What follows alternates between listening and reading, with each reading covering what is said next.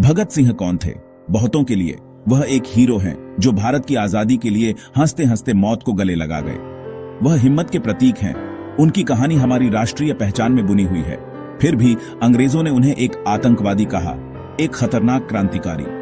क्या वह आजादी के लिए लड़ने वाले थे जो हिंसा को एक हथियार के तौर पर इस्तेमाल कर रहे थे, या कानून तोड़ने वाले एक अपराधी?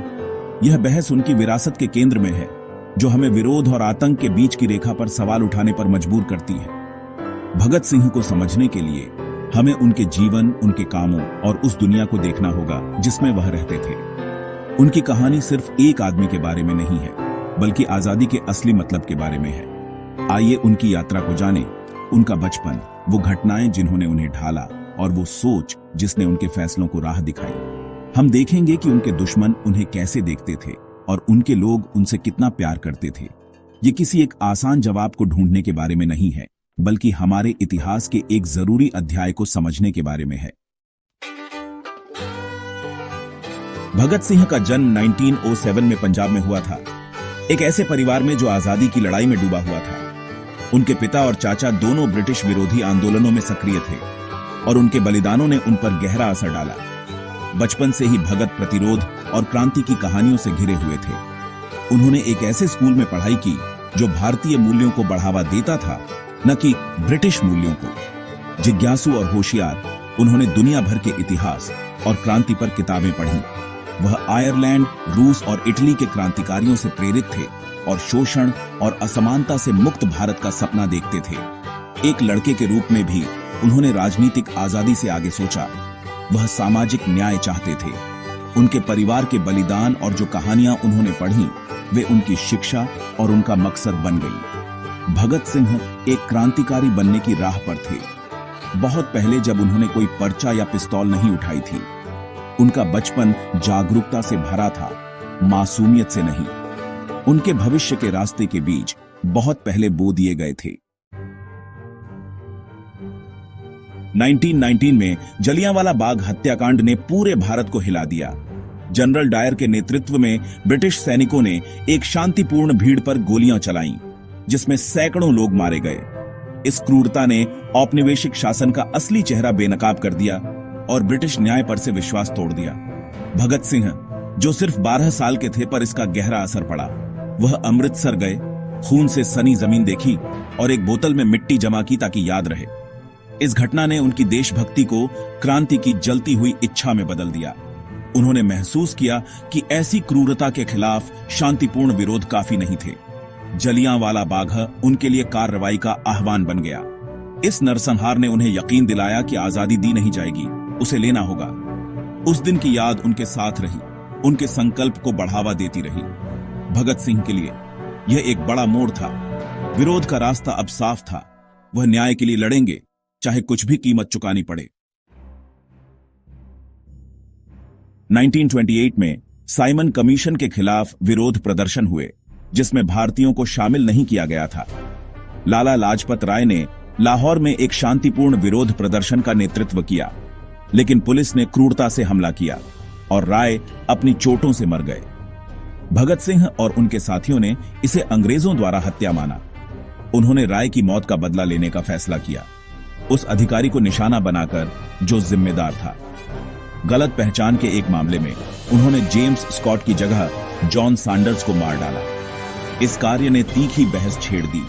क्या यह आतंकवाद था या क्रांतिकारी न्याय? अंग्रेजों ने इसे हत्या माना। भगत सिंह के समर्थकों ने इसे उत्पीड़न के खिलाफ बदला माना। क्रांतिकारियों के लिए सैंडर्स औपनिवेशिक क्रूरता का प्रतीक था। यह घटना भगत सिंह की विरासत पर बहस के केंद्र में बनी हुई है। यह इस बात पर गहरा अंतर दिखाता है कि उनके कामों की व्याख्या कैसे की जाती है। अपराधी और स्वतंत्रता सेनानी के बीच की रेखा कभी इतनी धुंधली नहीं थी। भगत सिंह सिर्फ एक एक्शन वाले आदमी से कहीं बढ़कर थे। वह एक विचारक और एक लेखक थे। उन्होंने मार्क्स, एंगेल्स और लेनिन को पढ़ा, समाजवादी और साम्यवादी विचारों को अपनाया। उनके लिए आजादी का मतलब सिर्फ ब्रिटिश शासन को खत्म करना नहीं था, इसका मतलब था सभी शोषण को खत्म करना। उन्होंने एक समाजवादी भारत की कल्पना की, जहां मजदूरों और किसानों के पास सत्ता हो। आर्थिक न्याय के बिना राजनीतिक आजादी अर्थहीन थी। उन्होंने मैं नास्तिक क्यों हूं, मैं धर्म को खुले तौर पर अस्वीकार कर दिया, यह तर्क देते हुए कि लोगों को अपने भाग्य की जिम्मेदारी खुद लेनी चाहिए। उनके लेखन एक तार्किक सिद्धांतवादी दिमाग को दिखाते हैं जो क्रांति के लिए प्रतिबद्ध था।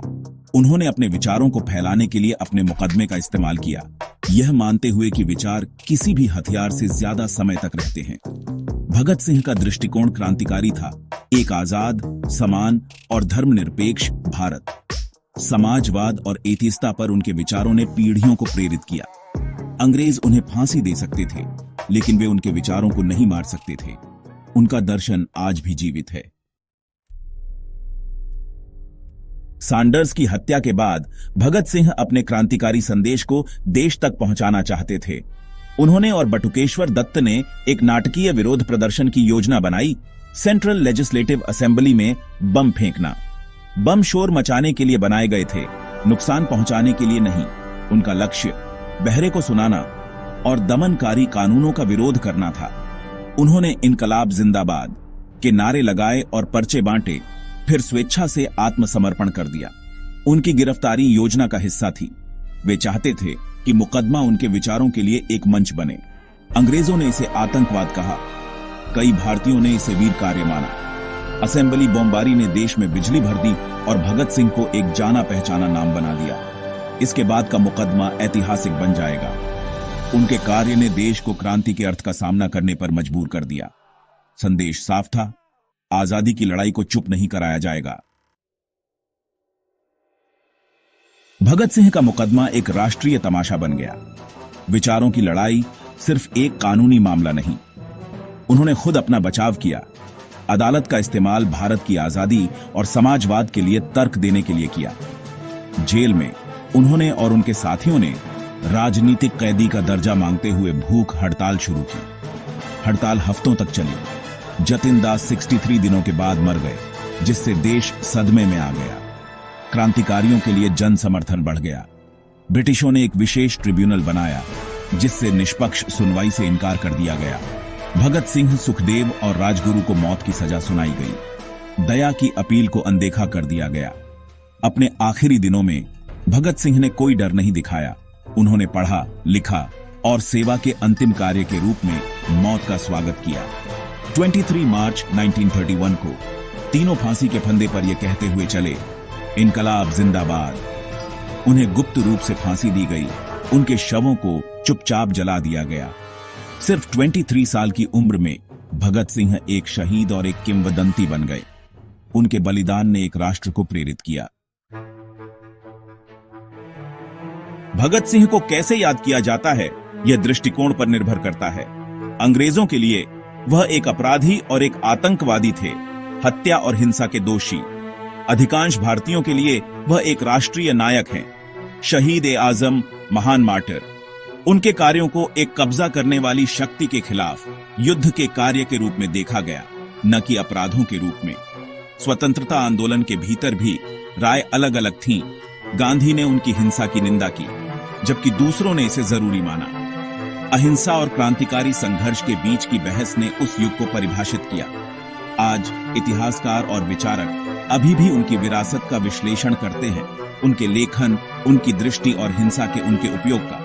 कुछ उन्हें युवा प्रतीक के रूप में देखते हैं, अन्य एक दूरदर्शी के रूप में।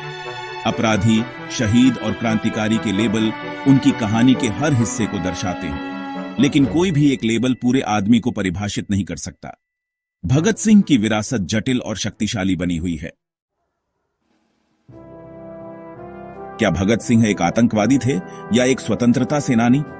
इसका कोई आसान जवाब नहीं है। इतिहास जटिल है, जो दृष्टिकोण और संदर्भ से आकार लेता। वह विदेशी शासन के तहत बड़े हुए, जहां क्रूरता और अन्याय देखा। ऐसे समय में क्या उनके कार्यों को आज के मानकों से आंकना सही है? उनके लिए ब्रिटिश दुश्मन थे और उन्होंने आजादी के युद्ध में एक सिपाही के रूप में लड़ाई लड़ी। उनकी कहानी हमें पूछने पर मजबूर करती है, कौन सा कार्य आतंकवाद कहलाता है? क्या मकसद मायने रखता है? क्या उत्पीड़न के खिलाफ हिंसा कभी जायज है? ये सवाल आज भी प्रासंगिक हैं। आखिरकार हम भगत सिंह को कैसे याद करते हैं, यह एक निजी पसंद है। उनका जीवन, उनकी हिम्मत, विचार और बलिदान हमें आजादी के असली मतलब पर सोचने के लिए चुनौती देता है। आखिरी फैसला हमारी खुद की अंतरात्मा में है।